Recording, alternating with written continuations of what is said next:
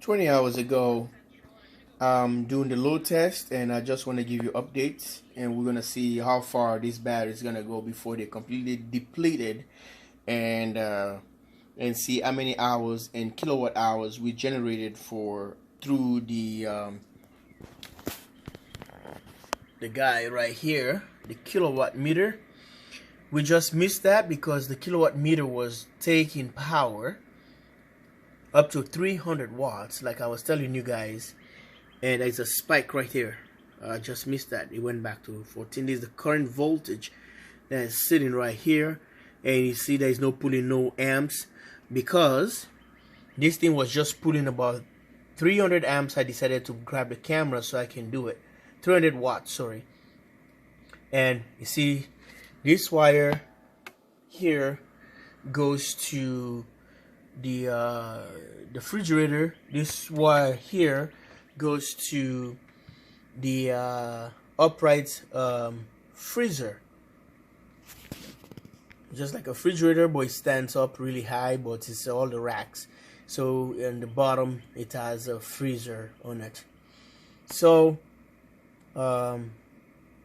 this is the power right now, and I came home from work. We were sitting at 14.2, something like that. We just lost about 0.2 millivolt, and I want to see how far these batteries can go. So I'm kind of a little bit worried earlier because both refrigerator and freezer, upright freezer, and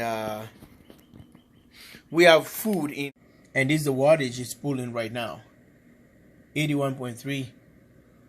So guys, we're sitting at 14.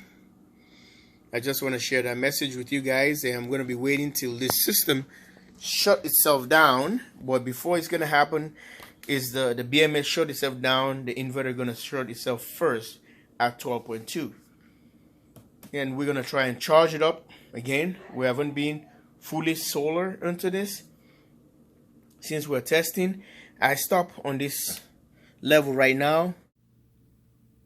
It's exactly 24 hours when we started the load test, and this is where the battery is already reached at 12.3, and system is fault. So it might be there's a surge that happened to the system, and which it cannot recover anymore due to the battery voltage. So we were at 13 something, and I think we dropped that fast because I think it happens when the system is the refrigerators are probably defrosting. If it happens simultaneously, I think that's what brought the batteries really quick. But guys, this is a test result at 24 hours exactly, which is about 2300 hours here, which is 11 p.m. Central Standard Time in Minnesota. Guys, let me show you the batteries. Here are the batteries as I speak, and this is 3.4 kilowatts of power, which is 224 amp hours total, which is 34 modules here. Supposed to be 36. 2 is out, which I already put into this guy here, the goal 0, so it's powered by lithium right away. So this is the result. We can see if we can able to power this system here. I can able to tell you from the this guy right here, a kilowatt meter, and I can able to tell you what power we're bringing in.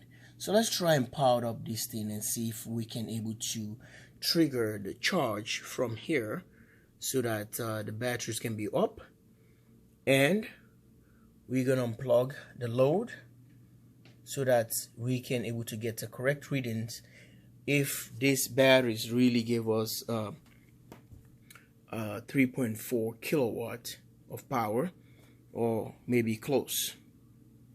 So like they said, this one came from I think as a medical cart or whatever. as battery hookup probably describe that. And they said they're powerful batteries. Well, guys, for this just little pack right here has run my two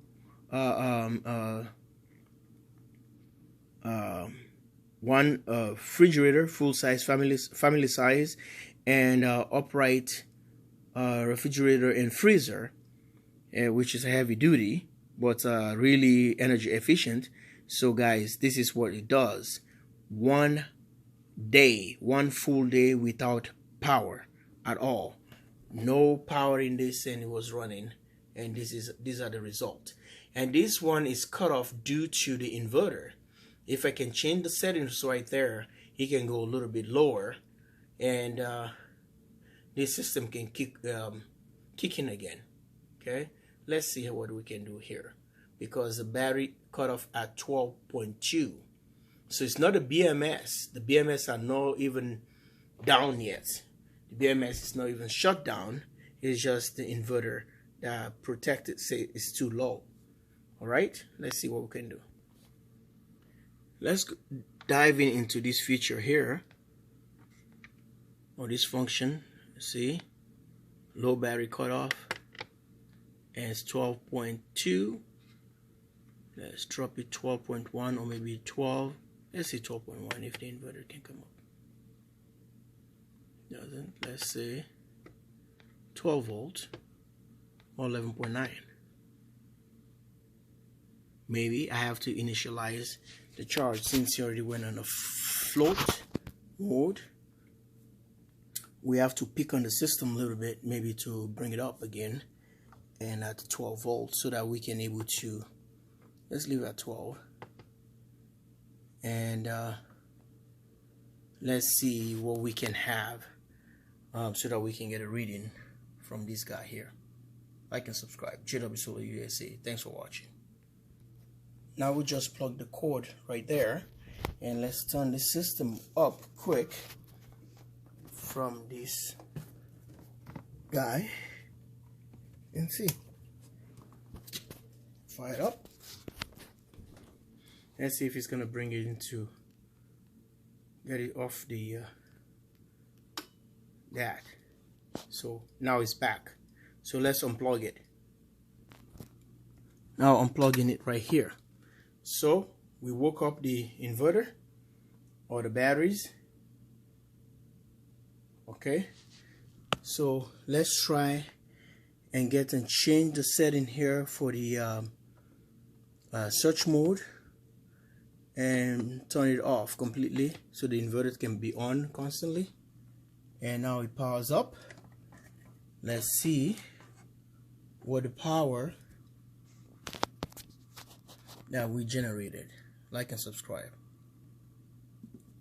Well guys, so far so good. This is the power we pull from the batteries, a 1.84 kilowatt. So the batteries are not all the way down the way they should, but this is what we pull off from the batteries, which according to the specifications in 95.04 watt hours times the let's times that the 34 or 36 batteries. If we decide to go 36 batteries, that's the calculation I made for, but these 2 batteries are missing, so let's take it on 34 batteries. So that's supposed to give you, instead of a 3.4 kilowatts, I think it's going to be around 3.2 something kilowatt.